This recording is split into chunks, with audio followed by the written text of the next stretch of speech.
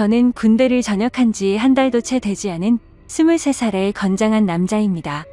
제게는 얼마 전 정말 일어나지 말아야 할 큰 사고가 벌어지고 말았죠. 모든 사람이 말도 안 된다고 생각하고 욕을 하시겠지만 이 모든 게 현실이라는 게 무척이나 힘이 듭니다. 저를 힘들게 하는 건 다름 아닌 외숙모와의 만남에서 비롯된 일이었고 평생 무덤까지 짊어지고 가야 할 그 비밀이 온 천하에 알려지게 생겼죠.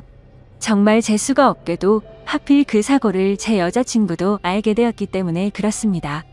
여자친구는 이 모든 사실을 주변 사람들에게 모두 밝히겠다고 엄포를 놓은 상황이고 저와는 헤어지겠다고 통보를 하더라고요.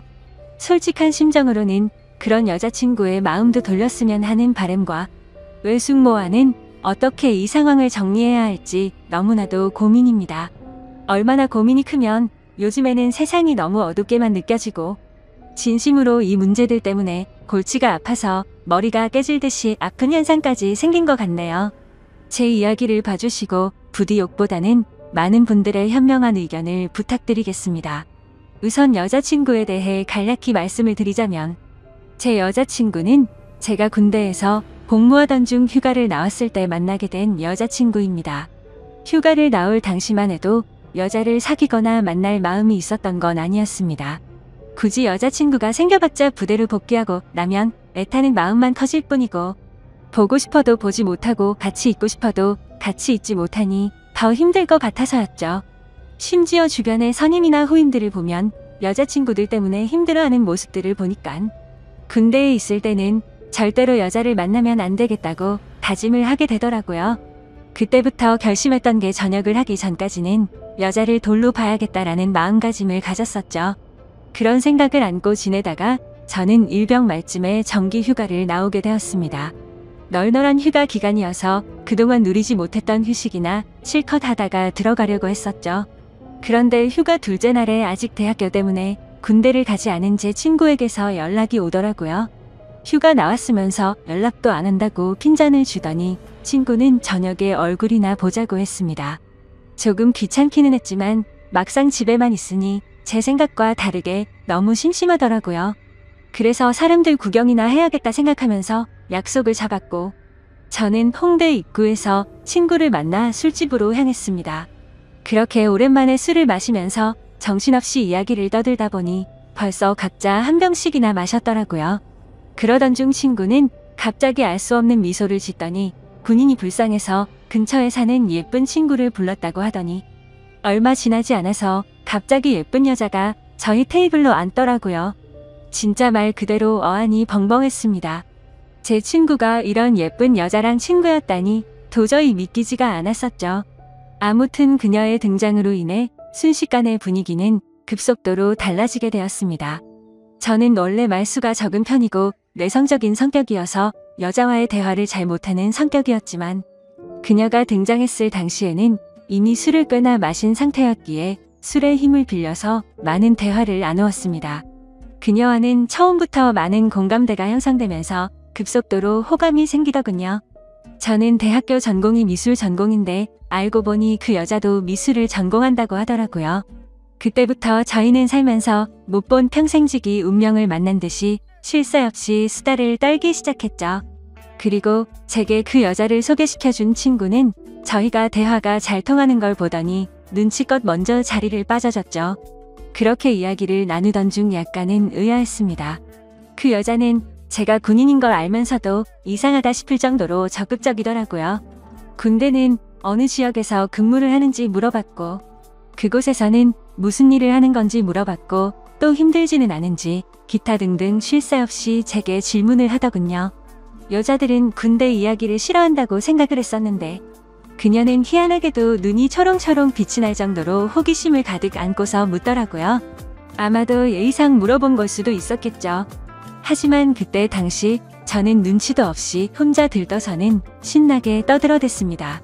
그러던 중 대뜸 그녀는 이번 휴가 기간 동안에는 뭐 하면서 지낼 거냐고 물어보더군요. 그래서 저는 제가 생각했던 사실 그대로 휴가 기간 내내 그냥 집에서 푹 쉬려고 한다고 했더니 어떻게 황금 같은 시간을 그렇게 보내냐면서 자신이 데이트해 줄 테니까 내일도 만나자고 하더라고요. 솔직히 좀 이해가 가지가 않았습니다. 물론 그 정도로 제가 여자들에게 인기가 없었던 건 아니었지만 군인 신분인 저에게 이렇게 적극적으로 대해주니 기분이 묘하기도 하고 이상하더라고요. 하지만 그런 생각보다 사실은 좋았던 감정이 더 컸었죠. 군인 신분의 여자친구를 만들 생각이 없다는 헛된 생각은 제 착각일 뿐이더라고요. 저는 이미 이 여자와 결혼을 하고 애를 낳아서 화목한 가정을 만들 거라는 상상까지 할 정도로 빠져들어 있었습니다. 그렇게 다음날 저희는 약속을 잡고 이른 아침부터 설레는 데이트를 하게 됐습니다.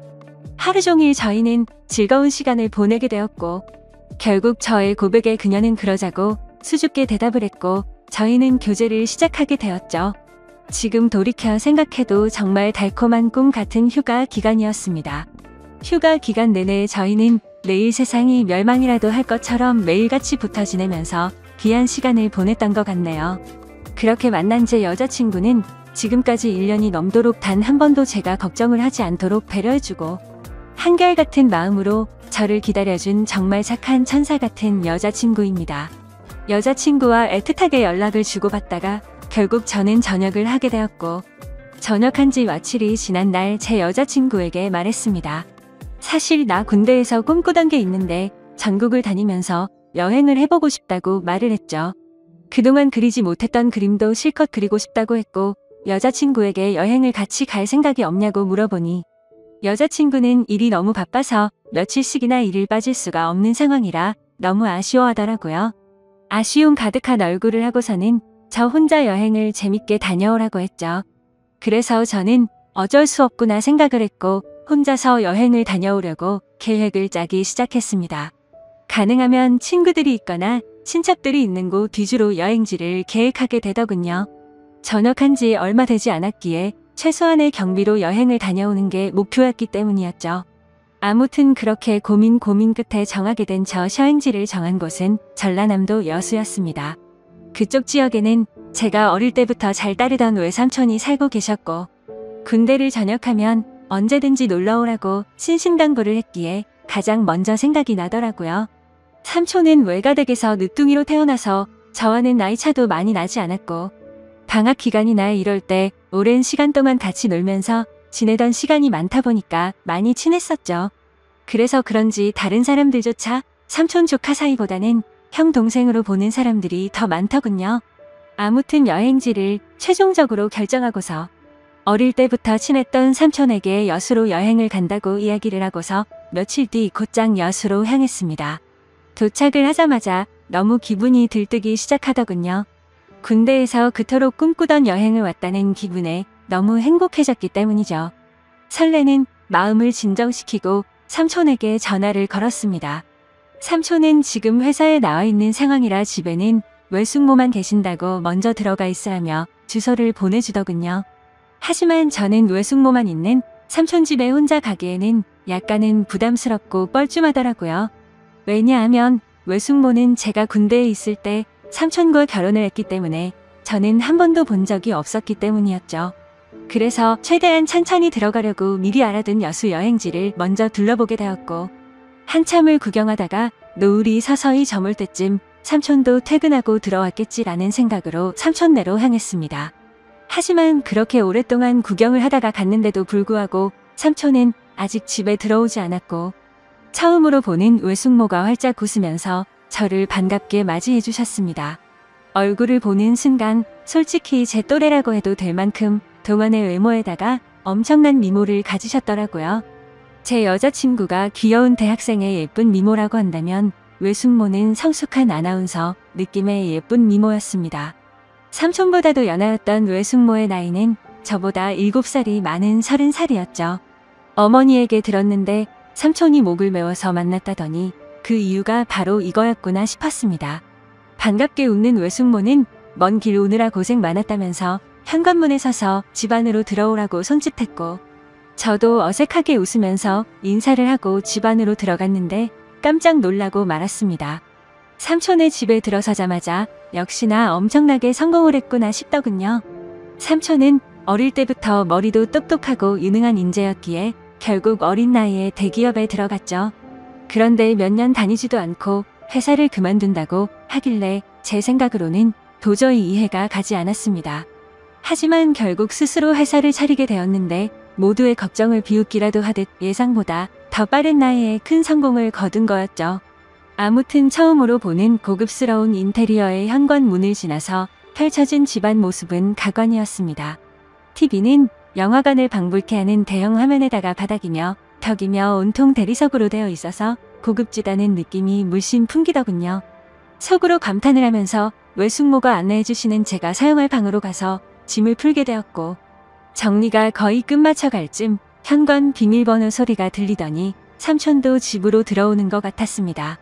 반가운 마음에 얼른 현관으로 뛰쳐나가서 삼촌과의 반가운 인사를 나누었고, 삼촌과 숙모 그리고 저는 저녁을 함께 먹으면서 오랜간만에 회포를 풀기 위해서 술도 같이 마시게 되었죠. 가만히 쳐다보니 삼촌과 외숙모는 결혼한 지 1년이 다 되어가는데도 불구하고 풋풋한 연인처럼 깨가 쏟아지더라고요. 삼촌은 외숙모의 칭찬을 하느라 정신이 없어 보였고, 얘기하는 걸 들어보니 삼촌이 얼마나 숙모를 좋아하는지 알 수가 있었습니다. 삼촌과 숙모의 첫 만남은 회사 미팅이 있어서 클라이언트와 함께 술집으로 가게 된 날이었다고 하더군요. 숙모는 그곳에서 일을 하고 있는 알바생이었는데 삼촌은 숙모를 보자마자 첫눈에 반해버리고 말았답니다. 그래서 삼촌은 그날 고맙다면서 팁을 10만 원이란 거금을 쓰면서 자신의 얼굴을 알렸고, 거의 하루가 멀다 하고 매일같이 그곳에 출근 도장을 찍으면서 조금씩 친해졌다고 하더라고요. 그렇게 끈질긴 구애 끝에 결국 두 사람은 연애를 하게 되었고 1년 전에 결혼까지 했다고 하더군요. 솔직히 저는 삼촌과 친한 사이가 맞기는 하지만 이 둘의 만남이 약간은 의아했었는데 그때부터는 이해는 갔습니다. 왜냐하면 삼촌은 똑똑하고 착한 사람인 건 맞지만 객관적으로 볼 때 겉으로 보면 남들보단 부족하긴 했었거든요. 그래서 겉으로 보면 누가 봐도 어울리지 않는 삼촌과 숙모였습니다. 한마디로 미녀와 야수 같은 느낌이랄까요? 그 생각이 들면서 역시나 남자는 돈이 많은 게 최고라고 하더니 그 말이 맞구나 싶었습니다. 그날 밤 저희 세 사람은 새벽이 넘어가는 늦은 시간까지 정신없이 술잔을 기울였죠. 그런데 저만의 착각이었던 건지 자꾸만 외숙모가 은근슬쩍 저를 바라본다는 느낌이 들더라고요. 얘기를 한참 하다가 숙모의 얼굴을 돌아보면 저를 보고 있다가 눈을 돌린다거나, 술이 부족해서 제가 가져올게요 하면 굳이 제 손을 잡으면서 제가 갈게요 라고 한다든지, 별거 아닌 말에도 웃으면서 제 팔을 잡는다든지 뭔가 기분이 묘해지더군요.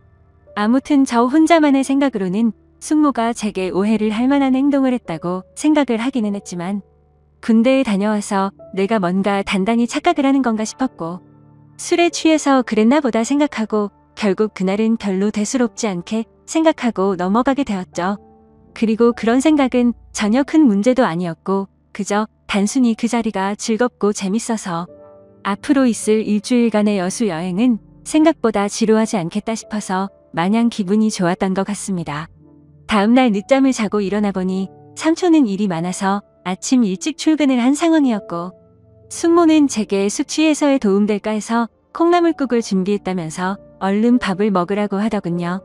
그래서 식탁에 앉아서 밥을 먹기 시작하는데 숙모는 대뜸 제 앞에 앉아서 밥을 먹는 걸 지켜보더라고요. 갑작스러운 숙모의 행동에 저는 순간적으로 밥이 도로 튀어나올 뻔했죠. 저는 숙모에게 숙모는 식사하셨냐고 물어보자 본인은 이미 아까 전에 먹었다면서 아무렇지 않다는 듯이 계속해서 저를 쳐다보고 있더라고요. 그 상황이 너무 당황스러웠고 밥이 코로 들어가는지 입으로 들어가는지 모르겠더군요. 그렇다고 숙모가 무한하게 밥 먹는데 쳐다보지 말라고 하기도 어려운 상황이었죠. 그저 삼촌과 같이 있을 때도 혼자 밥 먹게 하는 스타일은 아닌가 보다 하고 말았습니다. 그렇게 밥을 먹고 있는데 숙모는 제 여행 스케줄을 물어보더군요. 그래서 계획했던 대로 얘기를 해줬더니 너무 재밌을 것 같다고 하더니 본인이 자처해서 관광하는 걸 도와주시겠다고 하더라고요. 솔직히 어색해서 괜찮을까 생각을 하긴 했지만 그 제안이 그리 나쁘지는 않았습니다. 그림을 그리기 위해서 이것저것 들고 다니면서 대중교통을 이용하면 분명히 많이 불편했을 텐데 숙모가 운전을 해주신다고 하니 그 차를 이용해서 다니면 훨씬 편할 거라고 생각이 들더군요. 그리고 어찌되었건 숙모와는 앞으로는 친척 사이가 되었으니 친해지는 게 좋겠다고 생각이 들었죠. 그렇게 함께 시작한 여행은 생각보다 더 편하고 즐거웠습니다. 처음에는 많이 낯설기도 했지만 숙모의 성격이 사람을 편하게 해주는 성격이라 그런지 금세 마음이 편해지더군요. 그리고 매일같이 밥도 같이 먹고 드라이브도 하다 보니 생각보다 금방 친해지는 기분이 들었죠. 심지어 제 여행의 목적이기도 했던 그림을 정신을 놓고 한참 그리고 있으면 조용히 제 옆으로 다가와서는 너무 분위기가 있다면서 그림도 어떻게 이렇게 예쁘게 잘 그리냐며 입이 마르도록 칭찬을 해주더라고요. 예쁜 미소로 웃으면서 그런 말을 하니까 내심 기분도 좋았었고 예쁘고 젊은 숙모랑 둘이서 다니다 보니 마치 데이트를 하고 있다는 착각까지 들었죠. 아무튼 그렇게 즐겁고 재밌는 하루하루를 보내다 보니 일주일 여행 기간 중에 순식간에 4일이라는 시간이 지나갔습니다. 그런데 그날 밤 삼촌은 해외 쪽에서 큰 문제가 생겨서 직접 급히 해외로 출장을 가셔야 한다고 했습니다. 그래서 저도 숙모와 둘이서 있기에는 좀 그러니까 마침 저도 친구들이 연락 와서 조금 급하게 올라가야 한다고 말을 했죠.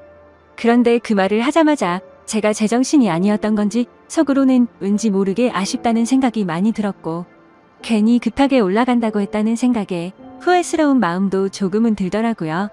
도대체 무슨 생각인 건지 그런 생각을 했던 제 스스로도 이해가 안 되었죠. 많이 가까워지고 친해져 버린 숙모와 이별을 한다고 생각해서 그랬던 건지 왠지 모를 마음이 들었습니다. 하지만 아무리 그래도 이런 생각을 했다는 그 자체만으로도 저를 스스로 욕을 해버리고 말았네요. 다음날 아침 삼촌은 예정대로 새벽부터 급히 해외로 출장을 떠나게 되었고 저는 여행의 마지막 술자리로 어제 마신 술 때문에 피곤해서 잠을 더 자고 있었습니다. 그런데 술에 취해서 정신없이 방에 들어와서 자느라 방문이 열려있는 것도 모른 채 자고 있었던 거죠. 정신이 없던 저는 평소 습관처럼 민소매의 반바지를 입고서 자고 있었습니다. 근데 잠결에 잘못 본 건지 외숙모가 제 방 앞에서 알짱거리는 듯한 뭔가 인기척이 느껴지더라고요. 뭔가 쳐다보고 있는 게 느껴지는데 갑자기 잠에서 깨기에는 조금 창피해서 눈을 감고 가만히 있었습니다. 근데 기분이 참 묘하더군요. 숙모라는 사람이 저를 몰래 쳐다보고 있는 느낌이라는 게 말이죠. 그래서 조금은 잠에서 깨어서 살짝 실눈을 떠서 봤는데 숙모의 그 눈빛을 잊을 수가 없었습니다. 한참을 몰래 보더니 자리를 비우게 됐고 저도 어느 정도 시간이 지난 뒤 늦은 점심시간쯤 일어났죠. 저는 샤워를 하고 나와서 다시 집으로 가기 위해서 짐을 정리하고 있는데 숙모가 부르더라고요. 제가 갑자기 서둘러서 떠나게 돼서 아쉽다면서 여행지로 꼭 추천해주고 싶었던 곳이 있는데 늦기 전에 그곳도 구경하고 밖에서 식사나 하고 저녁에 가는 게 어떻겠냐고 제게 물어보더군요. 저야 뭐 사실 삼촌의 부재로 인해 급하게 올라가려고 했던 상황이었기에 굳이 급하게 갈 이유는 없어서 숙모의 제안에 그렇게 하겠다고 대답을 했습니다. 그래서 간단히 식사를 마치고 나서 제 모든 짐을 숙모의 차에 싣고서 숙모가 추천하는 곳을 함께 가게 되었고 여수에서의 아쉬운 마지막을 만끽하고 있었죠. 그러자 숙모는 제게 가까이 다가오더니 제 옆에 앉아서 말을 꺼내더군요. 며칠 동안 저와 같이 여행을 하면서 이제 조금씩 친해지는 것 같았고 너무 즐거웠는데 갑작스럽게 간다고 해서 많이 아쉽다고 하더라고요. 그러더니 다음에도 놀러오면 같이 재밌게 보내자면서 제게 부탁을 할 게 있다고 하면서 대뜸 자신을 그려주면 안 되겠냐고 부탁을 하셨죠. 그래서 알겠다고 하고서 숙모를 스케치하기 시작했습니다.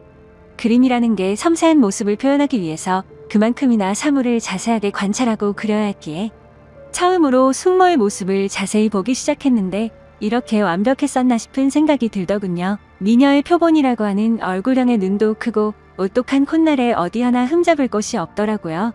그때까지는 몰랐는데 자세히 보니 얼굴이며 몸매며 연예인 한채영과 진짜 많이 닮았구나 싶었습니다. 그래서 숙모에게 연예인 한채영 닮았다고 하니까 수줍게 웃는데 그 모습마저도 너무 예쁜 소녀 같았죠. 그렇게 숙모의 그림을 완성해서 숙모에게 줬더니 활짝 웃으면서 실물보다 훨씬 예쁘게 그려준 것 같다면서 평생 간직하겠다면서 너무 고맙다고 하더라고요.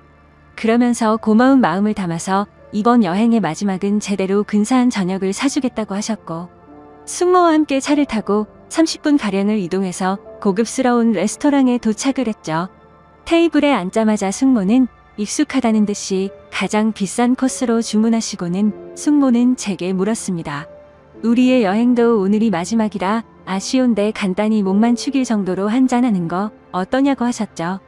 저는 원래부터가 술이면 마다하지 않는 편이었기에 좋다고 했고 결국 둘이서 고급스러운 음식과 함께 비싼 와인을 마시게 되었습니다. 그런데 간단히 마시려고 했던 술은 아쉬운 마음만큼을 반영한 것처럼 마치 고삐 풀린 망아지처럼 정신 나간 듯 서로 주거니 받거니 하면서 마셔댔습니다.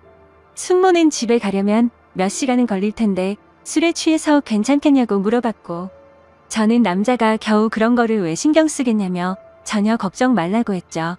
그렇게 저와 외숙모는 술이 점점 취해버렸고 마치 오래된 이성 간의 친구라도 된 것처럼 말도 안 되는 얘기들을 하기 시작했습니다. 제게는 여자친구가 잘해주냐며 어떠냐고 물어봤고 저는 삼촌이 어떤지를 물어보게 되더군요. 그런데 서로가 정신이 나가버린 건지 각자의 연인에 대해서 단점들을 말하기 시작하더니 급기야 서로에 대해서 아깝다고 하면서 칭찬들을 해대기 시작했죠. 심지어 술에 취해서 결국 해서는 안 될 말까지 서로가 해버리고 말았습니다. 정신을 놓아버린 저는 숙모의 첫모습이 너무 예뻐서 놀랬다고 말했고 숙모는 제가 그림을 그리는 모습이 너무 멋지고 감성적이어서 가슴이 설레기까지 했다고 하더군요. 그리고 결국에는 기어코 술에 못 이겨서 난감한 상황이 되었죠. 술을 계속해서 마시다 보니 갑자기 숙모는 엄청 취해서 몸을 제대로 가누지조차 못하더라고요. 저는 미리 예약해둔 마지막 차 시간도 다 되어가기도 하고 술도 너무 취해가서 얼른 대리기사를 불러서 숙모를 모셔다 드려야겠다 생각했습니다. 그렇게 대리기사님이 도착했고 저와 숙모는 뒷자리에 같이 앉아서 집으로 향했습니다. 근데 숙모는 술에 취해서 제게 기대서 잠드는데 그때부터는 정말 심장이 엄청 두근대더라고요. 술에 취해서 잠들어 있긴 했지만 혹시라도 제 심장 소리가 들릴까봐 마음이 조마조마했죠. 하지만 다행스럽게도 별다른 일 없이 집 앞까지 무사히 도착을 했고 예약 시간에 늦을 것 같아서 마음이 조급해지기 시작했습니다. 비틀거리는 숙모를 부축해서 집 안까지 데려다 주는데 집 현관문을 여는 순간 숙모는 늦었는데 제게 오늘 가지 말고 내일 가면 안 되겠냐고 하더라고요.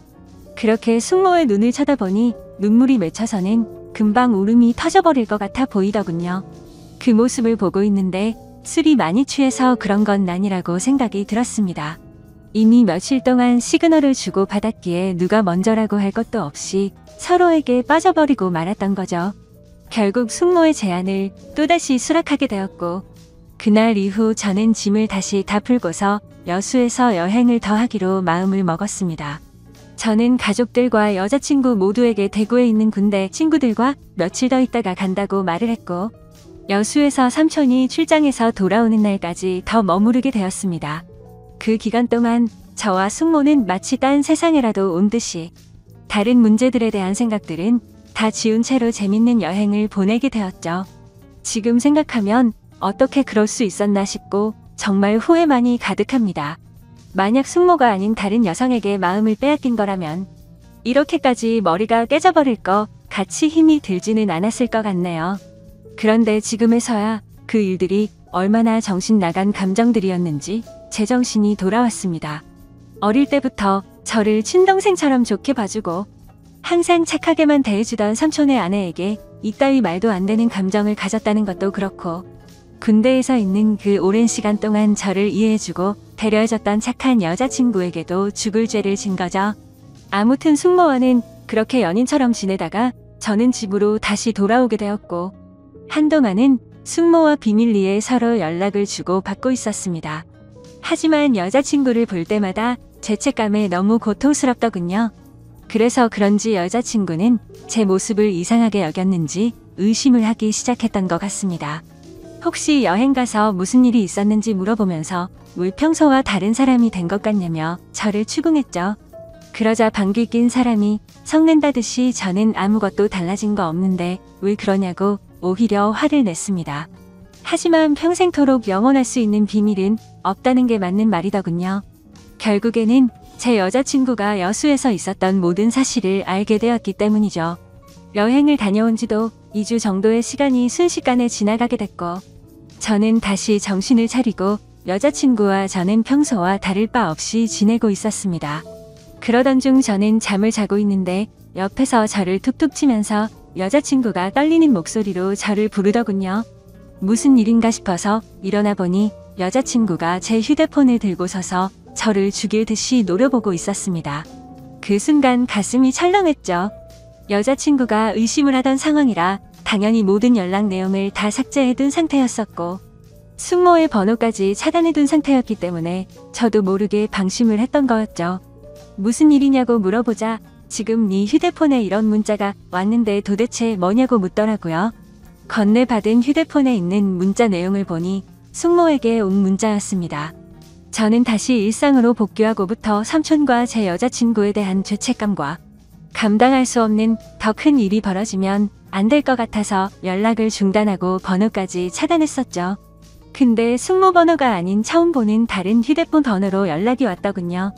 번호를 차단해서 화가 단단히 났던 숙모는 너 지금 내 번호 차단했냐고 와 있었고 이제 와서 어떻게 이런 식으로 내 연락을 무시하냐면서 나는 네 삼촌한테 자신의 감정에 대해서 다 말할 거고 이혼하려고 한다. 그러니 너도 진지하게 생각해보고 나와 함께 할 건지 정해라 뭐 이런 식의 내용이 왔더라고요. 저는 그 문자 메시지를 읽는데 너무 당황스러운 나머지 식은땀이 나면서 아무 말 없이 가만히 있었습니다. 사실상 침묵으로 있는 행동 자체가 모든 사실을 인정한 셈이었죠. 여자친구는 욕을 하면서 어떻게 이딴 막장 같은 일이 있을 수가 있냐면서 울고 불고 소리를 질렀습니다. 하지만 제가 인간적으로 무슨 말을 할 수가 있겠습니까? 저는 서로가 호감이 가서 감정만 주고받았지 아무 일도 없었다고 말을 했지만 헛소리 하지 말라면서 화를 내던 여자친구는 내가 이 사실 모두에게 다 퍼뜨릴 거라면서 뛰쳐나갔습니다. 그런 모습을 보는데 제가 한 정신 나간 짓이 있었기에 차마 말릴 수가 없었죠. 그 일이 벌어진 지도 벌써 일주일이 지났습니다. 저는 여자친구에게 계속해서 전화를 했고 장문의 문자로 평생 쓸 문자를 다 해봤을 만큼 문자를 보내봤지만 단 한 차례의 답장도 없었습니다. 정말 착한 여자친구에게 이딴 짓을 했으니 저는 벌을 받아도 마땅합니다. 당연히 이런 말도 안 되는 상황을 벌인 저는 욕을 먹고 매를 맞아도 충분하죠. 하지만 다른 건 다 괜찮아도 제 여자친구를 잃는 건 죽을 만큼 힘이 듭니다. 그때 여행을 가서 생긴 숙모에 대한 감정은 충동적이었던 것 같고 후회스러운 마음만 가득 드네요. 그래도 착한 여자친구가 고민 중인 건지 아직 모든 사실을 제 주변 사람에게 밝히진 않았네요. 저는 어떻게 해야 할지 너무 걱정투성입니다. 숙모는 하루가 멀다 하고 계속해서 연락이 오고 있는 상황인데 자신의 감정을 주변에 있는 모든 사람들에게 사실대로 밝힐까봐 진정하라고 설득하는 중이네요. 여기저기에서 사건이 터지니 정말 막막합니다. 차라리 진짜 이게 다 꿈이었으면 좋겠고 할 수만 있다면 시간을 되돌리고 싶습니다. 이런 경우에 저는 도대체 어떻게 하는 게 가장 최선의 방법일까요? 너무 힘이 들고 당황한 나머지 글이 뒤죽박죽 엉망진창일 텐데 제 이야기를 끝까지 들어주셔서 감사드립니다. 안녕하세요. 저는 경기도에서 거주하고 있는 32살 남자이고 제겐 결혼한 지 3년이 된 아내가 있습니다. 20살 풋풋한 대학교 시절 제게 눈에 띄는 한 여자가 있었습니다. 얼굴은 당연히 제 눈엔 가장 예뻤을 뿐더러 뭔가 남들과는 달리 털털한 여자였죠. 화끈한 성격으로 리더십이 있었고 평소에는 남을 배려를 잘하는 그런 성격이었습니다. 그래서 저는 그런 모습에 반해서 고백을 했고 저희는 연애를 시작하게 되었죠. 보통 조신한 느낌이 전혀 없는 와이프 성격이어서 고백을 했음에도 걱정이 됐습니다. 서로의 자존심이 부딪혀서 싸움이 잦지 않을까 생각했죠. 하지만 오히려 우리 둘의 성격은 정반대이다 보니 서로 이해를 잘해주려고 노력했었습니다. 그러다 보니 아내와 저는 7년이라는 오랜 시간 동안 교제를 해왔는데 크게 싸운 적이 5손가락 안내 꼽을 정도로 싸운 적이 별로 없었습니다. 그리고 만난 지 1년도 채 안 됐을 때 저는 군대로 가게 되었는데 그렇게 짧게 만났음에도 제 아내는 2년이라는 긴 시간 동안 한결같았습니다.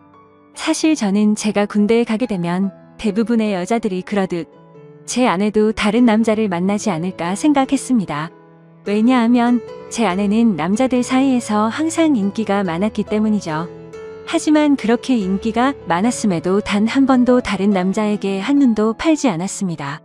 저는 그런 모습에 또 다시 반했고 그때 다짐을 했죠. 이 사람과는 평생을 함께 하고 싶다. 빨리 자리를 잡아서 꼭 결혼을 해야겠다라고요. 그렇게 저는 무사히 군대를 전역하고 나서 하루라도 빨리 제 아내와 함께 지내고 싶어서 열심히 살았습니다. 그래서 대학교를 다니면서도 항상 전액 장학금을 받고서 졸업을 했고 안정된 직장에 취직한 뒤에 제 아내와 100년 가약을 맺었습니다. 평생을 함께하고 싶었던 제 아내와 결혼을 하고 3년 동안은 누구보다도 행복하고 재미있는 결혼 생활을 이어갔습니다. 근데 갑자기 청천벽력 같은 비보가 전해졌습니다. 장인어른께서 교통사고로 인해 갑자기 세상을 떠나게 되셨다고 연락이 왔습니다. 정말 말로 할 수 없을 만큼 충격적이었죠. 항상 인고 부부 같았던 장인어른과 장모님은 저에게 존경의 대상이셨습니다. 장인어른은 건망증이 심한 장모님이 세상을 떠날 때까지 평생 책임지실 거란 말씀을 입에 달고 사셨죠. 건강하게 살아야 한다며 등산도 꾸준히 하시고 식단 관리까지 할 정도로 자기 관리가 철저하셨습니다. 그리고 장인어른은 제게도 아들처럼 대해주셨어요. 삶에 대한 얘기도 해주시고 부부간의 생활을 어떻게 해야 하는지 많은 조언을 해주셨죠. 그런데 그런 훌륭하신 분이 뺑소니를 당해서 세상을 떠나다니 정말 너무 많이 슬펐습니다. 그렇게 장인어른을 떠나보낸 저희 부부는 얘기를 나누었습니다. 외동딸인 제 아내는 장모님께서 혼자 계시는 게 걱정된다고 하였고 마음이 추스러질 때까지 저희와 같이 지내는 게 어떻겠냐고 물어봤습니다. 저는 평상시에 저를 아들처럼 잘 챙겨주신 장모님이셨기에 흔쾌히 그러자고 했습니다. 그렇게 장모님과 저희는 함께 지내게 되었습니다. 장모님은 제게 항상 고맙다며 맛있는 음식들을 만들어 주셨습니다. 평소 잠이 많은 아내 때문에 아침을 못 먹고 출근을 했었지만 장모님 덕분에 아침을 거르는 일이 없어지게 되었죠.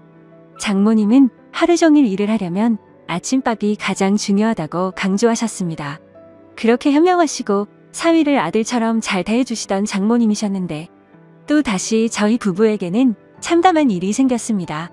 평온하게 잘 지내고 있던 저희에게 들려온 충격적인 소식은 장모님의 건망증이 점점 심해지면서부터입니다. 어느 날 제게 파출소에서 연락이 왔습니다. 그 댁의 장모님께서 지금 길을 잃어버리셔서 파출소에 와 계시다고요. 아내에게 전화했는데 받지 않아서 제게 전화를 걸었다고 하더라고요. 저는 깜짝 놀래서 그 길로 회사에서 조퇴를 하고 파출소로 달려갔죠. 자초지종을 들어보니 장모님은 마트에 장을 보러 가셨고 집으로 돌아오려고 하는데 갑자기 길이 생각이 나지 않았다고 하셨습니다. 저는 바로 병원으로 장모님을 모셨고 아내에게 연락해서 병원으로 오라고 했습니다. 병원에 도착한 아내와 저는 검사 결과를 듣게 되었습니다. 의사 선생님은 장모님께서 치매가 발병하셨다고 했고 저희는 정말 또 다시 큰 충격을 받게 되었습니다. 그날 이후로 장모님의 병세는 급속도로 악화가 되더라고요. 평소처럼 거실에 TV를 보고 있는데 장모님께서 저를 사위라고 부르는 게 아니라 대뜸 남편이라고 부르더라고요. 처음에는 치매 증상이 오래 지속된 게 아니셔서 장모님은 말 실수를 했다면서 제게 미안하다고 몇 번을 사과했지만 저는 오히려 그런 장모님의 모습이 슬프고 안쓰럽더라고요. 그래서 저는 장모님께 괜찮다고 걱정하지 말라고 말씀드렸고 앞으로 치매 증상이 더 심해지면 어쩌면 좋을지 아내와 상의를 하곤 했습니다. 그러다 어느 날 아내는 동창회 모임을 가게 되어서 저녁에 장모님과 제가 단둘이 있어야 할 때가 있었습니다. 그렇게 장모님과 사이좋게 소파에 앉아서 TV를 보고 있는데 갑자기 치매 증상이 찾아왔던 장모님은 저에게 또다시 여보라고 부르더라고요. 그러더니 갑자기 제게 뽀뽀를 하려고 하더라고요. 예전에는 치매 증상이 와서 저한테 여보라고 부르면 제가 돌아가신 장인어른인 척하면서 맞춰드리기는 했지만 장모님이 저한테 뽀뽀까지 하려고 하니까 도저히 어찌할 바를 모르겠더라고요. 그래서 저는 그런 장모님에게 아무렇지 않은 척하면서 뽀뽀하는 장모님을 막으려고 최대한 애를 썼지만 힘이 워낙 좋으셔서 피하기가 참 힘들더라고요. 평상시에 아무리 아름다운 외모를 가진 장모님이었다고 해도 존경하는 장모님이고 제 아내의 어머니인데 그런 분이 저보고 여보라고 부르면서 뽀뽀를 하려고 하니 정말 부담스럽고 너무 당황스러웠습니다. 다행히 그때 때마침 제 아내가 집으로 돌아왔고 당황해하고 있는 저를 보면서 뛰어 들어오더라고요. 아내도 너무 놀랐는지 장모님을 떼어내며 엄마 정신 차려 징그럽게 무슨 짓이야 라고 말하는데 내심 치매로 힘들어하시는 장모님을 보고 있으니 마음이 아팠고 속상하더라고요. 평소 저를 아들처럼 생각해 주신 분인데 이제 저를 못 알아보시고 장인어른으로 착각하고 계시니 장인 어른이 돌아가시고 얼마나 힘드셨으면 저렇게 하실까 생각하니 너무 마음이 아팠어요.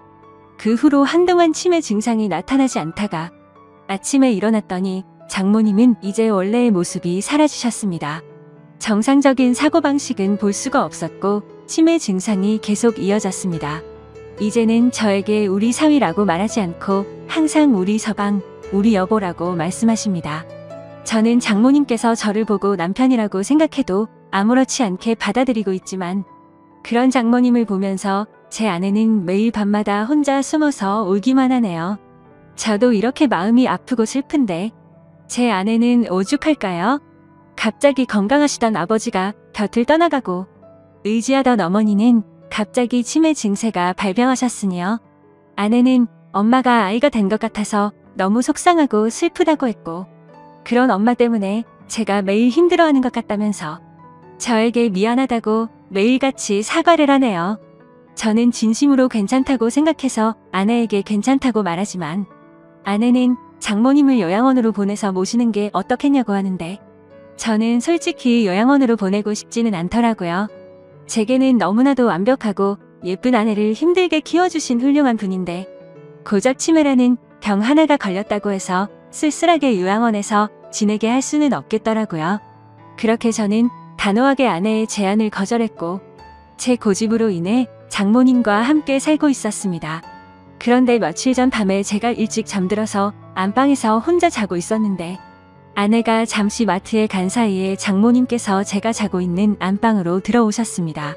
뭔가 감촉이 느껴져서 눈을 떠보니 장모님께서 제게 키스를 하고 계시더라고요. 처음에는 방이 어두워서 제 아내인가 싶었습니다. 그런데 대뜸 이런 적이 없었기에 저는 다시 자세히 보니 장모님이더라고요. 그때는 얼마나 놀랐던지 모르겠네요. 저는 깜짝 놀란 나머지 그런 장모님을 밀치면서 저도 모르게 무슨 짓이에요 라며 화를 벌컥 내버렸습니다. 제 화난 모습에 장모님은 결국 아이처럼 눈물을 흘렸습니다. 아내는 마트를 다녀오고 나서 장모님이 우는 모습을 보면서 놀라더군요. 갑자기 무슨 일이냐고 물었고 저는 어떻게 된 일인지 차분히 설명을 해줬습니다. 충격받은 아내는 한동안 실성한 사람처럼 펑펑 눈물을 흘리기 바빴고 그날 밤 제게 진지하게 말했습니다. 이러다간 일이 더 커질 것 같다며 제발 요양원에서 모시자고 애원을 했습니다. 아내는 만약 자신이 혼자 사는 미혼이었다면 장모님을 요양원에 보내지 않고 본인이 치매 걸린 엄마를 케어했을 거라고 하며 지금 결혼한 입장에서 저와 계속 마찰이 일어나다 보니 도저히 지금처럼 다 같이 지내면서 모실 수는 없을 것 같다고 하더라고요. 저는 아내가 어떤 마음으로 그렇게 애원하는지 알았죠. 그래서 저는 도저히 고집을 부릴 수 없어서 아내의 뜻에 따르기로 결정했습니다. 사실 저 또한 고민은 많았습니다. 아내에게조차 말하지 못한 사실이 있었죠. 아내가 없을 때마다 장모님은 저에게 몰래 다가오셔서 한마디씩 하셨습니다. 우리 딸 혼자라 외로울 텐데 아이 한 명 더 가지는 거 어때라고 물으셨고 제가 방심한 사이에 엉덩이를 만지기도 하고 갑자기 스킨십을 하셔서 놀랄 때가 한두 번이 아니었죠. 아무쪼록 아내와 저는 어쩔 수 없이 장모님을 요양원으로 모시기로 했고 기왕이면 일반적인 작은 요양원이 아니라 시설도 좋고 여러 가지 좋은 조건을 골고루 가지고 있는 큰 요양원을 알아보고 있었습니다. 장모님이 건망증이 심할 때부터 미리 들어놓은 보험이 몇 개가 있기도 했었고 아내와 제가 어느 정도 경제적인 능력이 있었기에 좋은 요양원에서 모시는 것 정도는 크게 부담이 되진 않았습니다. 좋은 조건들의 요양원을 선별하는 건 꽤 시간이 들었고 요양원에 들어가는 절차도 있었기에 저희가 원한다고 바로 들어가진 못했습니다. 그래서 준비를 마칠 때까지 며칠 정도는 장모님과 저희는 같이 지냈습니다. 이 사실을 아무것도 모르고 천진난만하게 지내는 장모님을 보고 있자니 저는 계속해서 마음이 쓰고 안타까웠습니다. 하지만 장모님과 아내를 위해서라도 요양원으로 들어가서 지내시는 게 맞다고 생각을 했습니다. 그렇게 지내다 요양원에 들어가기 하루 전날 또 다시 대형 사고가 터져서 아내가 쓰러질 뻔한 사건이 일어났습니다. 제 아내가 있는데도 불구하고 장모님은 원피스 잠옷을 입고 거실로 나오셨고 갑자기 저에게 오늘 자신과 함께 자면 안 되겠냐고 요구하는데 저는 너무 놀래서 당황해서 어쩔 줄 몰라 하고 있었습니다. 아내는 그러지 말라고 하는데 밀쳐버리고 저에게 달려들었습니다. 그러더니 지난번처럼 키스를 하려고 했고 당황한 저는 또 다시 장모님을 밀치면서 화를 내고야 말았습니다. 이번에는 화를 내도 장모님이 울지도 않고 억지로 키스를 하려고 고집을 부리시는데 역시나 힘이 좋으셔서 뿌리치기는 게 정말 힘들더군요. 결국 아내까지 달려들어서 장모님을 어렵게 떼어낼 수 있었고 장모님은 말리는 아내를 보고 도대체 내가 뭔데 우리 사이를 갈라놓냐고 고래고래 소리쳤습니다. 질투가 나서 그러냐며 욕을 해대면서 아내의 뺨까지 때리시더라고요. 순식간에 벌어진 일이고 태어나서 처음 겪어보다 보니 너무 무섭더라고요. 제가 알고 있던 자상하고 고운 장모님이 이렇게까지 변하는 걸 보니 정말 다른 사람인지 알았습니다. 아내도 마찬가지로 엄청 당황해하면서 울면서 가만히 서 있는데 저는 그런 아내를 데리고 안방으로 피신을 시켰습니다. 그렇게 사고가 크게 한바탕 벌어지고 난 뒤 장모님을 진정시키느라 몸도 마음도 정말 힘들더라고요. 다음날 저는 아침 일찍 일어나서 장모님을 요양원으로 모셨습니다. 그런데 장모님은 눈치를 채셨는지 갑자기 우시면서 자신을 두고 가지 말라고 하는데 그런 모습을 보고 돌아서는데 정말 마음이 찢어지듯이 아팠습니다. 지금도 일주일에 한두 번은 장모님 보고 싶어서 찾아뵙는데 아직도 저를 보고 남편이라고 부르며 왜 자신을 두고 갔냐는 식으로 말하더군요. 면회를 가고 집에 가려고 하면 제발 나 좀 데리고 가달라고 울고불고 난리가 납니다. 그런 모습을 보면서 아내도 저도 찾아뵐 때마다 마음이 너무 아프고 찢어지지만 아내가 저보다 더하면 더했지 덜하진 않을 것 같습니다. 어제도 찾아뵀지만 아내는 도저히 적응이 안 되는지 그런 장모님을 볼 때마다 울기 바쁘네요. 장인어른이 돌아가신 지 마음이 추스러지지도 않았는데 얼마 지나지도 않아서 장모님이 바로 치매가 걸리셔서 아내 입장에서는 심적으로 정말 많이 지쳐있을 것 같습니다. 이러한 사정을 잘 알고 계신 제 어머니도 어떻게 이런 일이 벌어질 수 있냐며 연락을 드릴 때마다 제 아내를 잘 위로해주라고 항상 말씀하시네요. 참 맞는 말 같습니다. 어떻게 이런 안 좋은 일들이 한순간에 벌어질 수 있을까요? 저도 마음이 이런데 제 아내는 외동딸이라 같이 슬퍼할 형제 자매도 없어서 안쓰럽습니다.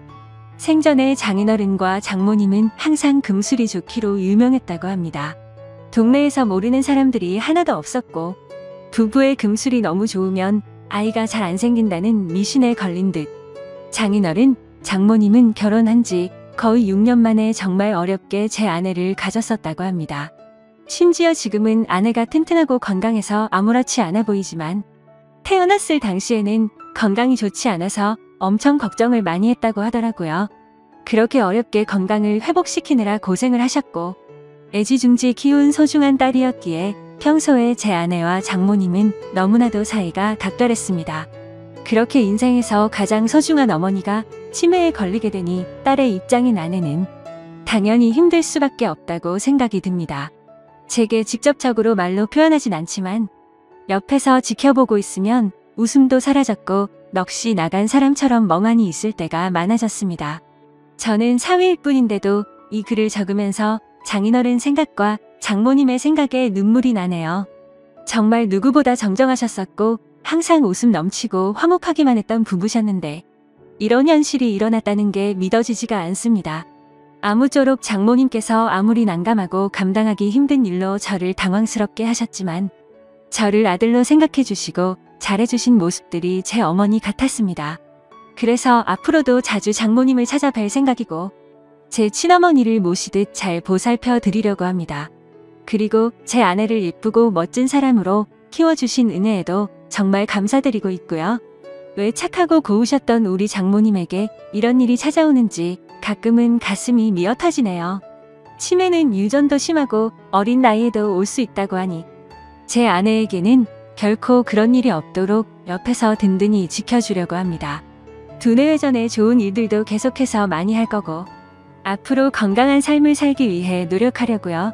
그리고 제게 좋은 말씀을 많이 남겨주신 장인어른의 마음도 본받아서 제 아내와 장모님을 지켜줄 겁니다. 살면서 많은 사람들에게 벌어지지 않는 일이겠지만 이번 일을 겪으면서 치매 증세로 인해 곁에서 고생 중인 가족분들의 노고를 잘 알게 되었습니다. 세상 모든 사람들이 치매로 인해 이런 아픔을 겪지 않았으면 좋겠네요. 감사합니다. 안녕하세요. 저는 평생 동안 대구에서 지내고 있고 올해 27살이 된 평범한 여자입니다. 사실 이렇게 사연을 적기까지 수많은 고민을 했었습니다. 왜냐하면 다른 커뮤니티나 이런 곳들은 장난스러운 댓글들이나 진지하지 않은 댓글들 투성이더라고요. 그리고 나이도 저보다 어린 분들 뿐인 것 같아서 사연 같은 걸 적어서 제보한다는 건 생각조차 못 해봤습니다. 하지만 우연치 않게 유튜브에서 이런 사연을 보내면 연륜이 묻어나는 댓글들과 진지하게 현명한 말씀들을 많이 해주시는 걸 보게 되었죠. 그래서 저도 이렇게 큰 마음 먹고서 용기를 내어 사연을 적게 되었습니다. 부디 저보다 지혜로운 인생 선배님들 제 사연을 듣고 좋은 말씀 부탁드릴게요. 제가 겪고 있는 고민과 사연에 대해서 간략하게 말씀드리면 저는 형부와 서로 간의 사랑을 확인하고서 결혼을 하려고 준비 중에 있습니다. 하지만 다들 예상하다시피 가족들의 반대는 당연한 거고 아마도 가족의 연을 끊게 될 것 같아서 조금은 겁이 나네요. 그러면 결혼 안 하면 되지 않냐라고 생각하겠지만 제 나름대로는 다 이유가 있었습니다. 하지만 이 감정들이 결코 한순간 불쑥 찾아온 감정에서 비롯된 불장난은 절대로 아니라고 말씀드리고 싶네요. 우선 저와 형부의 첫 만남부터 거슬러 올라가서 이야기를 해보도록 하겠습니다. 지금으로부터 3년 전에 저는 다니던 회사가 있었습니다. 하지만 사장님의 노골적인 표현 방식도 마음에 들지 않았을 뿐더러 월급도 제대로 넣어주지 않는 불량한 회사였었죠. 그래도 일자리가 없는 주변 사람들의 고충을 듣고 지내던 터라 기왕이면 참자는 마음으로 계속 다녔습니다.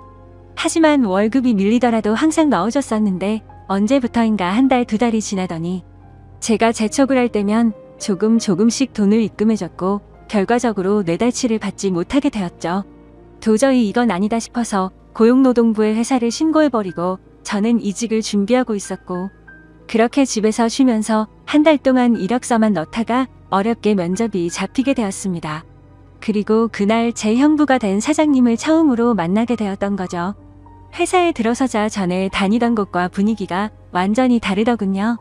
밝아 보이는 직원들도 좋아 보였고 실내 인테리어도 너무 감성적이어서 이곳에 꼭 다니고 싶다는 생각이 들더라고요. 그렇게 회의실에서 사장님과 저 단둘이서 면접을 보게 되었습니다. 이력서에 대한 질문 몇 가지를 하고 회사 업무에 관련된 이런저런 얘기를 하다 보니 무려 1시간이라는 긴 시간 동안 면접을 보게 되었네요. 그날 이야기를 통해서 알게 되었던 건 사장님은 저보다 9살이 더 많으셨고 아직 미혼이시라는 걸 알게 되었습니다. 그렇게 소소한 사적인 이야기도 주고받다 보니 바로 출근하라고 할 것 같았는데 며칠 뒤에 연락을 준다고 하시더군요. 그때는 그 합격 문제를 기다리는 게 어찌나 시간이 안 가던지 하루가 1년같이 느껴졌습니다. 정확히 3일째가 되는 날 회사로부터 합격 문제를 받았고 너무 좋았었던 기억이 나네요. 그렇게 회사에서 정해준 날짜에 맞게 정식으로 첫 출근을 하게 되었고 예상했듯이 예전 회사와는 비교조차 안 될 만큼 모든 게 너무 좋았습니다. 회사 분위기며 사람들도 그렇고 제가 맡게 될 업무까지 모든 게 말이죠. 그리고 그 중에서도 가장 좋았던 건 자상한 데다 호감까지 가는 잘생긴 사장님이었습니다. 예전 회사를 제외하더라도 몇 군데의 회사를 다녀봤었지만 예전에 다니던 회사 사장님들과 이 회사의 사장님은 외적으로나 내적으로나 많은 게 다르다고 느껴졌습니다. 마치 옆집 오빠 같은 편안한 느낌도 들었고 사장님은 나이보다도 훨씬 동안이셨기에 훈훈한 대학교 선배 같은 느낌도 들었었죠. 하지만 그렇다고 처음부터 사장님을 짝사랑하게 된 건 아니었고 그냥 호감이 가고 편한 느낌이 전부였습니다. 그런데 어느 순간부터는 사장님만 바라보고 있으면 저도 모르게 생글생글 웃고 있는 제 모습을 발견하게 되었어요. 이런 모습에 저조차도 스스로가 당황스러웠습니다. 그동안 사귄 남자들은 동갑이나 연하들만 만나왔었고 연상은 별로 좋아하지 않았기 때문에 태어나서 한 번도 만난 적이 없었습니다. 그런데 무려 9살이나 나이 차이가 나는 남자를 좋아한다는 게 제 스스로 생각을 해봐도 도저히 믿어지지가 않았던 거죠. 하지만 제 마음은 생각과 전혀 상관이 없었습니다. 그냥 사장님만 보면 저도 모르게 웃음이 나오고 사장님이 제게 업무를 직접 하실 때도 저는 기분이 나쁘지가 않고 오히려 기분이 좋더라고요. 누군가가 본다면 아마 정신이 나간 사람이라고 생각했을지도 모를 정도였습니다. 매 순간 심장이 콩닥콩닥 거리고 설레었습니다. 결국 저는 제가 사장님을 좋아한다는 제 감정을 인정할 수밖에 없었어요. 그렇게 매일같이 사장님 얼굴 보는 재미로 회사 나가는 게 신나고 즐거웠습니다. 예전에는 월요일이 지옥처럼 싫다고 느껴졌었는데 언제부턴가는 주말이 싫고 월요일이 천국같이 느껴지더라고요. 그러던 어느 날 사장님께서 저에게 왜 자꾸 자기를 보기만 하면 웃냐면서 장난스럽게 혹시 나 좋아하는 거 아니냐며 말씀을 하시더라고요. 저는 무심코 던진 장난에 깜짝 놀랐습니다. 혹시나 제 마음이 들킬까 봐서 무심한 척하면서 제가 언제 그랬냐며 아니라고 했습니다. 그러면 사장님 얼굴 보면서 울 수는 없잖아요 라고 말하면서 장난스럽게 받아쳤지만 그때 당시에 제 속마음은 사장님께서 내가 좋아하는 걸 눈치채신 건가 어쩌지 하면서 하루 종일 초조해했었어요. 그렇게 저는 마치 학창시절로 돌아간 듯이 쑥스러운 짝사랑에 빠져서 지내고 있었습니다. 그러다 발렌타인데이가 찾아왔습니다.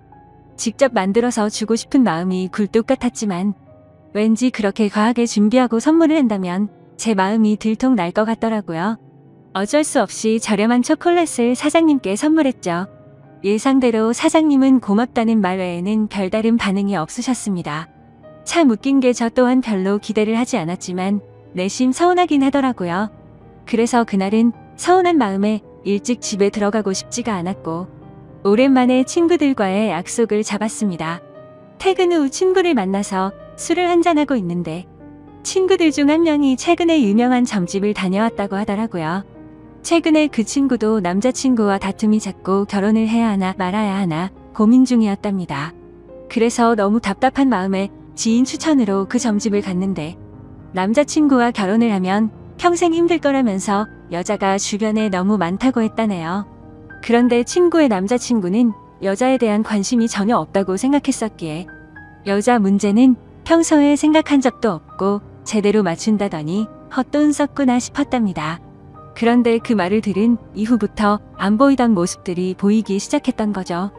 평소에 관심이 없었던 건지 남자친구가 휴대폰을 약간씩 숨기는 것 같아 보였고 없던 비밀번호도 생겨서 추궁해봤더니 바람을 피우고 있었다고 하더라고요. 결국 친구는 그 유명한 점집을 다녀온 덕분에 오래 만나왔던 남자친구와는 결국 이별을 했다고 하더군요.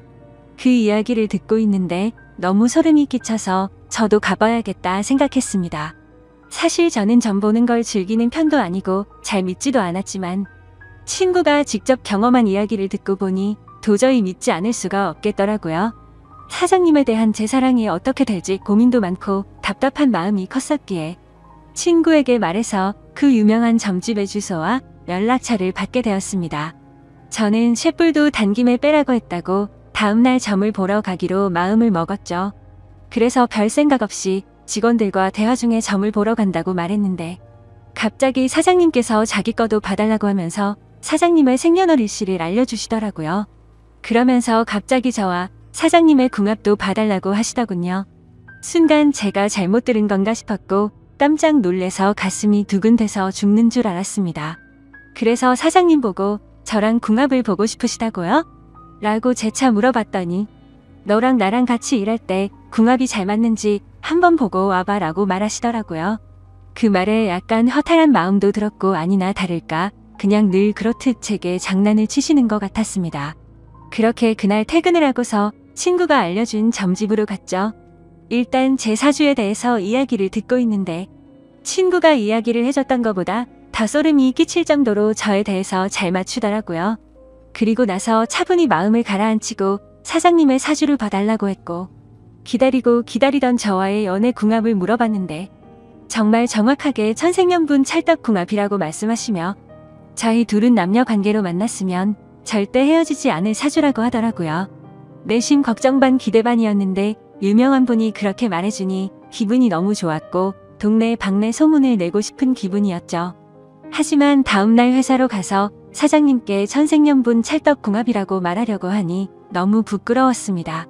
그래서 그냥 일적으로 궁합이 아주 잘 맞는다고 얼버무리면서 전해드렸네요. 그렇게 며칠 뒤 화이트데이에 사장님으로부터 카톡이 왔습니다. 뭐지 싶어서 봤더니 제게 고급스러운 사탕 기프티콘을 카카오톡으로 보내셨더라고요. 보는 순간 정말 정신나간 사람처럼 좋아서 아주 그냥 혼자 숨어서 웃고 난리도 아니었죠. 사장님은 직접 사서 주려고 했는데 요즘 일이 바빠서 시간이 없었다면서 기프티콘으로 보내준 거 맛있게 챙겨 먹으라고 하시더라고요.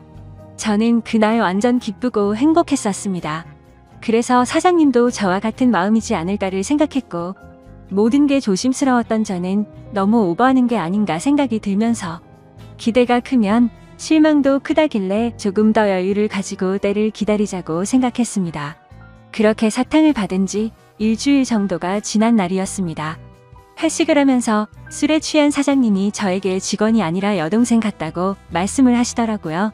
저는 그 말을 듣고 도대체 저 말이 무슨 뜻일까 혼자서 많은 생각을 했습니다. 그런데 아무리 생각해도 동생 같다는 말은 제가 여자로 안 보인다는 말로 들렸고 기분이 점점 안 좋아졌습니다. 그래서 단도직입적으로 사장님에게 물어봤습니다. 사장님은 혹시 어떤 여자를 좋아하냐고요? 빨리 장가 가셔야 하는 나이 아니냐면서 장난치듯이 물어봤습니다. 그랬더니 하시는 말씀이 본인은 본인 또래의 여자를 만나고 싶다고 하시더라고요. 사실 다른 사람들이 보면 그냥 별 내용도 없고 별 의미도 없는 말인 것 같지만 저한테는 사장님이 하시는 말씀은 모든 말이 큰 의미로 다가왔던 터라 너무나도 상심이 컸었습니다. 원래 저는 좋아하는 사람이 생기면 곧바로 고백하고 숨기지 않는 성격이었습니다. 하지만 고백을 했는데 사장님께서 싫다고 하시면 제가 회사를 그만둬야 하는 것도 있고 사장님을 평생 보지 못한다는 생각에 두렵기도 해서 섣불리 말이나 행동을 할 수가 없었습니다. 그래서 저는 사장님의 마음을 확인하고 싶었고 은근 슬쩍 떠볼 겸 말했습니다. 저희 친언니가 사장님보다 1살 어린데 혹시 만나보실 생각 없으시냐고 물어봤던 거죠. 지금 생각하면 그 정신 나간 말이 어떤 결과를 낳게 될지 모른 채 술에 취해서 헛소리를 해버렸던 것 같네요. 하지만 그때 당시에는 솔직히 저희 언니가 저보다는 외모도 별로였고 저보다도 나이도 훨씬 많았기 때문에 사장님께서 당연히 거절을 하실 줄 알았습니다. 그런데 사장님께서는 사진을 보여달라고 하셨고 사진을 보고 난 뒤에 해맑은 미소를 지으시더니 흔쾌히 좋다고 하시더라고요. 너무 기분 좋게 웃으면서 좋다고 하는 사장님을 보면서 상처가 컸던 저는 짜증이 났습니다. 그래서 홧김에 진짜로 그 둘의 만남을 주선해주게 되었던 거죠. 저는 솔직히 언니의 모진 성격을 잘 알고 있었기에 둘이 만나게 해줘봤자 절대로 잘 될 리가 없다고 단단히 착각을 했던 겁니다. 그런데 이게 무슨 일인지 며칠 뒤에 그 둘이 정식으로 교제를 하기 시작했다고 제게 말해주더라고요. 그 말을 듣자마자 제 자신이 너무 원망스러웠고 정말 정신나간 사람처럼 하루 종일 펑펑 울었습니다. 은근슬쩍 떠보려고 했던 일이었고 홧김에 만나주게 해줬을 뿐인데 이런 일이 벌어지는 게 맞는 건가 싶었던 거죠. 제가 평생 동안 경험해보지 못할 만큼 순수하고 애절했던 짝사랑이었기에 이대로 끝내긴 정말 싫었지만 어찌할 수가 없어서 혼자 끙끙 앓고만 있었습니다. 그냥 무작정 매일같이 기도만 했습니다. 제발 그 둘이 헤어지게 해달라고요. 그리고 사장님을 만날 때마다 저는 언니의 단점을 살짝씩 흘리고 했지만 그런 말들은 아무런 의미가 없었습니다. 제가 아무리 기도를 하고 해방을 놓으려고 해봤지만 두 사람의 만남은 더욱 깊어졌고 제 바람과 달리 더 알콩달콩 예쁘게 사랑을 나누더군요. 심지어 만난 지 얼마 되지도 않았는데 너무 급한 거 아닌가 싶을 정도로 결혼을 한다고 말하더니 너무 급속도로 결국에는 결혼식까지 올리게 되었습니다. 설마 했었던 소개팅이 결혼으로까지 이루어지자 현실을 받아들일 수밖에 없었습니다. 저는 사장님을 향한 저의 짝사랑을 접기로 마음을 먹었고 믿음직한 형부로 대하자고 결심을 하게 되었죠. 그리고 저는 어쩌면 다행이다라고 생각하며 최대한 긍정적으로 생각했죠. 짝사랑하던 사장님이 형부가 되면 나와 사랑을 나누는 사이가 될 수는 없겠지만 그래도 가족으로라도 평생 옆에서 볼 수 있겠다는 생각이 들었습니다. 다른 여자랑 결혼했으면 그것마저도 할 수가 없었을 테니깐요. 그래서 저는 그것만으로도 만족하기로 했고 진심으로 형부와 언니 두 사람의 행복을 빌어주었습니다. 결혼을 하고 나서 그 둘은 정말 질투가 날 정도로 행복해 보였습니다. 그런데 언제부턴가 깨가 쏟아지던 형부와 언니 부부는 냉기가 돌기 시작했습니다. 그리고 급기야 매일 부부싸움을 할 정도로 갑작스럽게 사이가 악화됐더라고요. 언니와 부부싸움을 할 때면 형부는 매일 혼자서 술집에 가서 술을 마셨고 그때마다 언니를 소개시켜준 저를 불러서는 푸념을 늘어놓고는 했습니다. 형부의 말에 따르면 처음 싸움은 형부가 술을 마시는 문제로 시작되었답니다. 언니는 회사 일을 하다 보면 어쩔 수 없이 생기는 술자리조차도 인정해주지 않았다네요. 형부는 남자가 사업을 하면서 어떻게 술자리를 갖지 않을 수가 있냐고 했고 언니는 술 안 마셔도 사업 승승장구하는 사람들도 넘쳐난다고 말을 했답니다. 그런 이야기를 주고받다 보니 서로의 생각과 성격이 정말 많이 다르구나라는 걸 알게 되었답니다. 그렇게 한번 시작한 싸움은 걷잡을 수가 없어졌답니다. 언니는 그날 이후로 사소한 거 하나하나 꼬투리를 잡으면서 짜증을 냈고 날이 가면 갈수록 싸움은 커져갔다고 하더군요. 모든 산불은 작은 불씨에서 시작되듯이 그 둘의 갈등은 계속해서 켜져갔고 결국에는 각방까지 쓰게 되었다고 하더라고요. 심지어 가장 큰 문제는 따로 있었습니다. 형부는 생각과 성격 차이는 어떻게든 맞춰갈 수 있는 문제라고 생각을 했답니다. 하지만 아기를 갖는 문제에서도 서로의 의견 차이가 커서 갈등이 생겨났다고 하더라고요. 저희 언니는 애 엄마가 되기 싫다면서 아기를 낳는 걸 극도로 싫어했고 형부는 하루라도 젊을 때 건강한 아기를 가져야 한다는 입장이었습니다. 형부에게 듣게 된 이야기지만 형부는 어린 시절에 정말 찢어지게 가난하게 살았다고 했습니다. 어릴 때 아버지는 매일같이 일용직으로 일해서 번 돈으로 도박을 하러 다녔고 어머니가 식당 일을 하시면서 겨우 풀칠 정도만 할 정도로 가정 형편이 많이 어려웠다고 하더라고요. 그런 환경인데도 불구하고 형부는 열심히 공부하고 꿈을 이뤄서 젊은 나이에 번듯한 기업을 운영하면서 결국 자수성가를 했던 거라고 하더군요. 그래서 어린 시절 겪었던 불행했던 기억들을 행복한 기억들로 가득 채우고 싶었다네요. 이제는 삶의 여유도 생겼으니 아이들을 낳고 행복이 넘치고 화목한 가정을 만들고 싶었답니다. 그리고 더 화가 났던 건 분명히 결혼 전에는 아기를 몇 명씩 낳자라고 언니와 이야기를 했었답니다. 그런데 결혼을 하자마자 저희 언니는 태도가 돌변해서 아기는 절대 낳지 않겠다고 선전포고를 했고 그로 인해 그 둘은 의견 차이를 결코 좁힐 수가 없었고 그날부터 지긋지긋한 싸움이 반복되었다고 하네요. 모든 이야기를 들어본 저는 당연히 형부 편을 들 수밖에 없었습니다. 제가 옆에서 보더라도 형부 사업의 특성상 거래처들과 술자리를 가질 수밖에 없는 구조라는 걸 잘 이해하고 있었고 언니와 결혼 전에 아기를 낳자고 약속을 해놓고 돌변해버리는 저런 모습이 좋게 보이지가 않았거든요.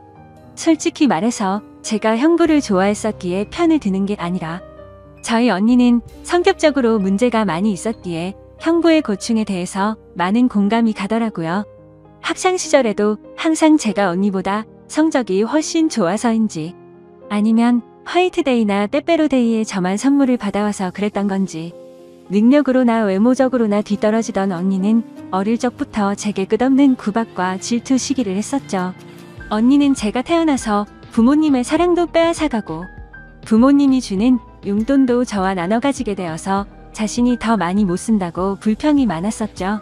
언니는 기분이 안 좋으면 입버릇처럼 하던 말이 있었어요. 네가 태어나지 말았어야 했다면서 네가 없었으면 내가 더 사랑받고 더 풍족하게 살았을 텐데 그러더군요.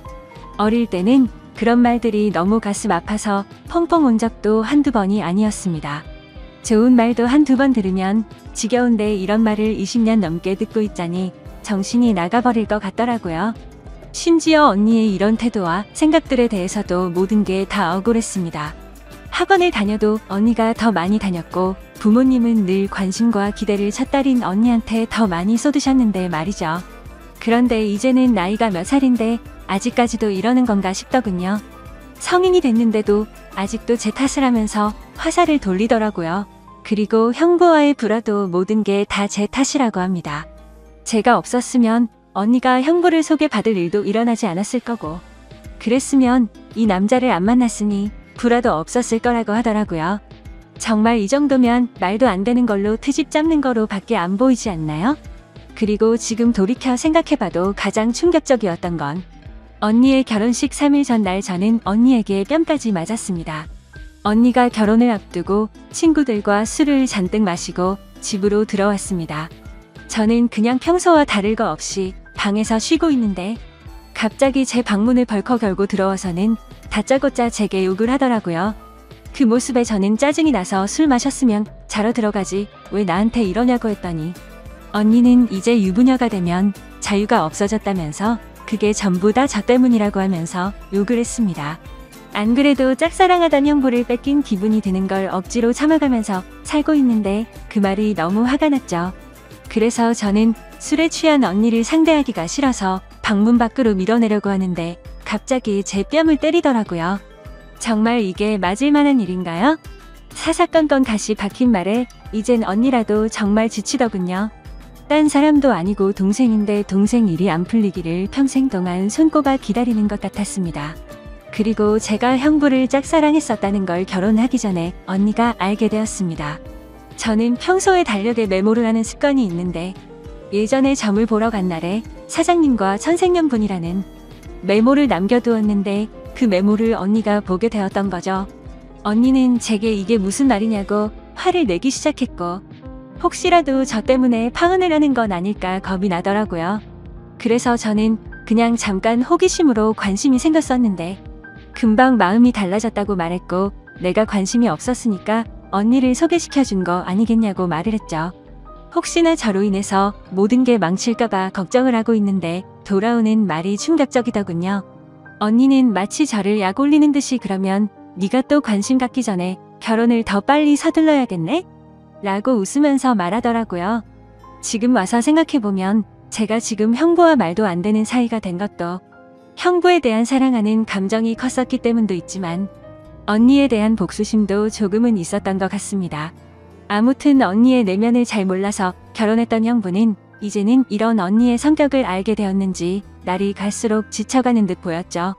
물론 저에게 하는 것보다는 훨씬 덜하겠지만 옆에 있는 사람을 교묘하게 긁고 괴롭히는 성격이 어딜 가겠나 싶었습니다.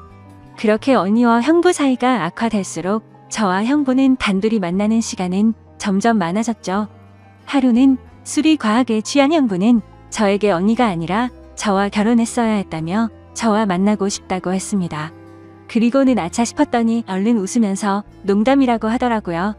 하지만 그때 저는 그 농담이 온전히 농담이 아니라는 생각이 들었고 저에게 기대면서 힘들어하는 형부의 모습에 그만 마음이 흔들리고 말았습니다.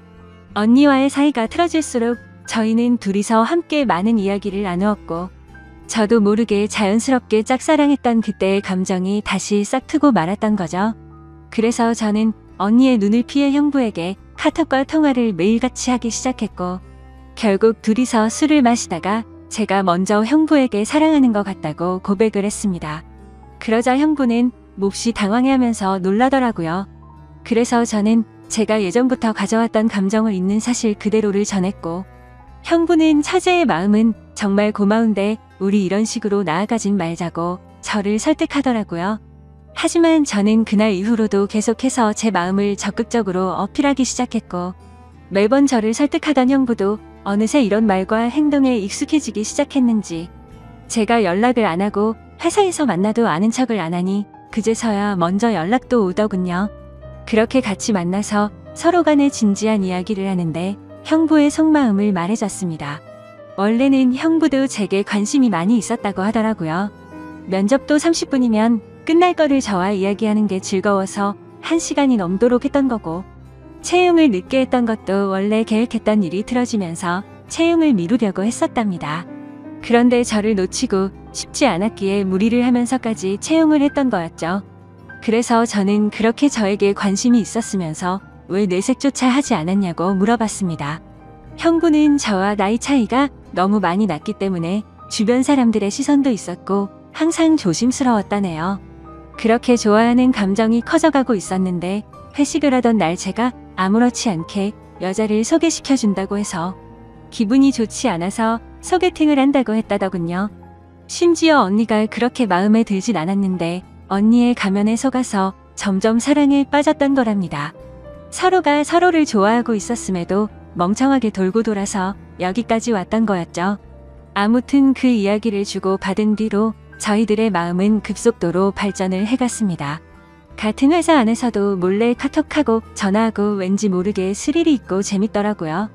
그렇게 저와 형부는 그 어느 누구도 모르게 연인 사이까지 발전을 해버렸죠. 같은 회사에서 근무하다 보니 자연스럽게 만나기가 더 쉬웠고 저와 형부는 야근을 핑계로 깊은 밤까지 데이트를 즐겼습니다. 그렇게 6개월을 만나오다가 큰 일이 터지고 말았습니다.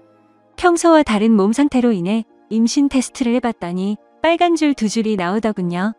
혹시 몰라서 산부인과에서 재차 검사를 해봤더니 임신을 했다고 하더라고요. 다들 예상하시겠지만 결국 저는 형부의 아이를 임신하게 되었던 거죠.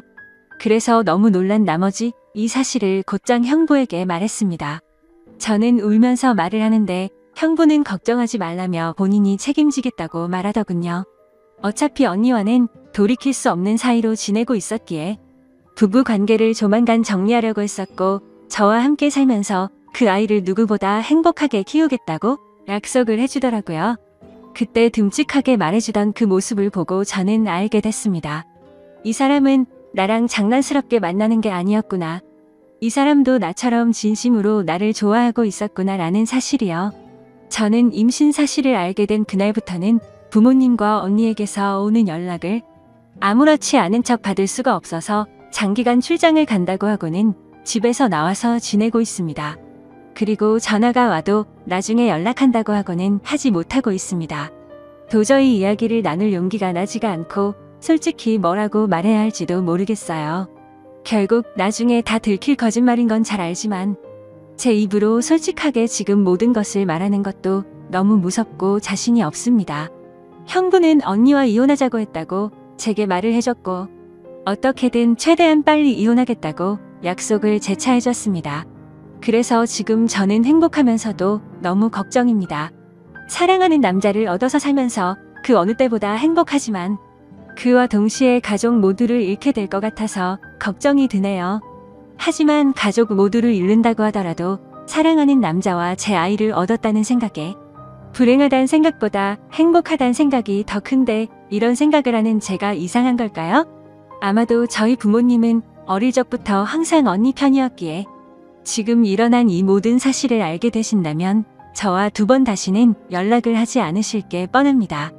성격도 장난 아닌 저희 언니가 이 모든 사실을 알고 나면 제게 또 어떤 포악한 행동을 할지는 안 봐도 뻔하고 무섭기도 하네요. 하지만 제가 사랑하는 남자와 아이를 위해서라도 한번 부딪혀보고 싸워서 이겨내보고 싶습니다. 제가 지금 올바른 생각과 선택을 하고 있는 게 맞는 걸까요? 현명하신 분들의 소중한 말씀 남겨주시면 감사하겠습니다.